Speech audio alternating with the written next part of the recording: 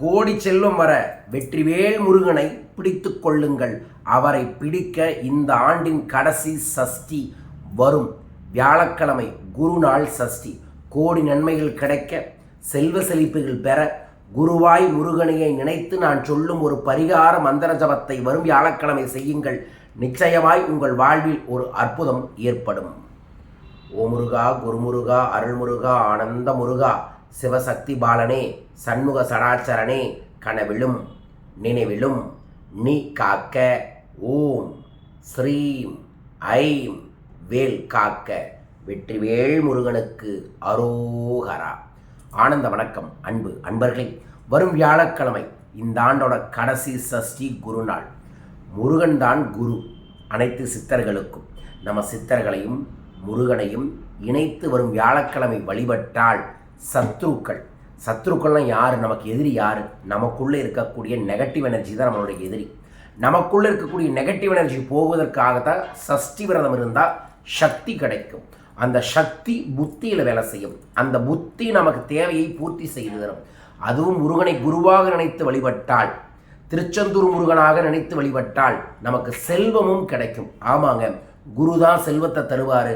அந்த முருகனே நமக்கு குருவாய் வந்து செல்வத்தை தர வரும் வியாழக்கிழமை காலையில் எந்திரிச்சு தலைக்கு குளிச்சுட்டு காலை மதியம் எந்த உணவும் எடுத்துக்கொள்ளாமல் ஓம் முருகா, ஓம் முருகா, ஓம் முருகா என்கின்ற மந்திரத்தை மட்டுமே மூச்சா பேச்சா செயலாக வச்சுக்கோங்க. காலை மதியம் உணவு எடுத்துக்கொள்ளாமல் மாலை நேரத்தில் மறுபடியும் ஒரு முறை குளிச்சுட்டு ஏதோ ஒரு முருகன் ஆலயத்திற்கு போய் முருகனை தரிசனம் பண்ணிட்டு கோயில்லையே உட்கார்ந்து நான் இந்த பதிவில் முன்னாடி சொன்னேன் அகத்தியபர்மன் சொன்ன முருக மந்திரத்தை முழுசாக சொல்லிட்டு அதற்கப்புறம் உங்கள் உடம்புல இருக்கக்கூடிய எல்லா சக்கரங்களும் நன்றாக இயங்கணும், செல்வ செழிப்பு அபரீதமாக பெருகணும்னு மனதார வேண்டி ஓம் ஷௌம் சரவணபவ, ஓம் ஷௌம் சரவணபவ என்கின்ற மந்திரத்தை 106 முறை ஜபம் செய்யுங்க. இதை ஜபம் செய்யவே முருகனின் அருளை நீங்கள் வெவ்வேறு விதத்தில் உணர்வீங்க. ஃபஸ்ட்டு நாவில் எச்சில் நன்றாக ஊறும், மனதில் பயங்கரமாக தன்னம்பிக்கை கிடைக்கும். நம்மளை யாராவது எதிரியாக பார்த்துருந்தாங்கன்னா அவன்லாம் நம்மளை விட தெரிச்சு ஓடுவாங்க. இதை செய்யுங்க.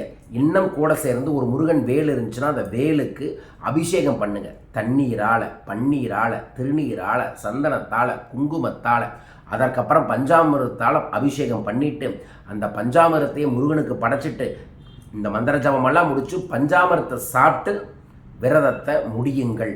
இந்த ஆண்டின் கடைசி சக்தி மிக்க முருக விரதமான இந்த விரதத்தை நமது நண்பர்களும் கடைபிடிங்க. நைட்டு படுக்க போகும்போது ஒரு நோட்டில் நீங்கள் முருகன் வேலை வரைஞ்சி, சிவப்பு கலர் ஸ்கெட்சில் வரைஞ்சி அதுக்கு கீழே ஓம் ஷௌம் சரவணபவ என்கின்ற மந்திரத்தை 27 முறை எழுதிட்டு திருச்செந்தூர் முருகனின் அருள் முழுமையாய் கிடைக்கட்டும், குருவாய் வந்து எனக்கு கோடி நன்மையை தா முருகா என்று வேண்டிக் கொண்டு நீங்கள் உறங்குங்கள்.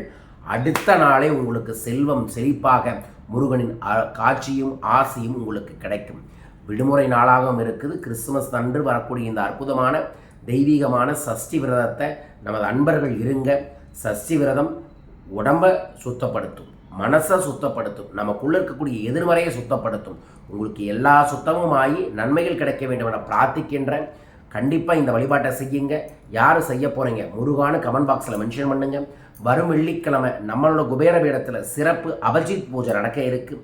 அந்த அபிஜித் பூஜையில் கண்டிப்பாக உங்கள் பேரை பதிவு செய்யுங்க. சங்கல்பத்திற்கு அற்புதமான தெய்வீகமான ஐஸ்வர்யேஸ்வரருக்கு அபிஜித் பூஜையில் வச்சு துளசி, வெள்ளி துளசியை உங்கள் வீட்டுக்கு பிரசாதமாக அனுப்புவோம்.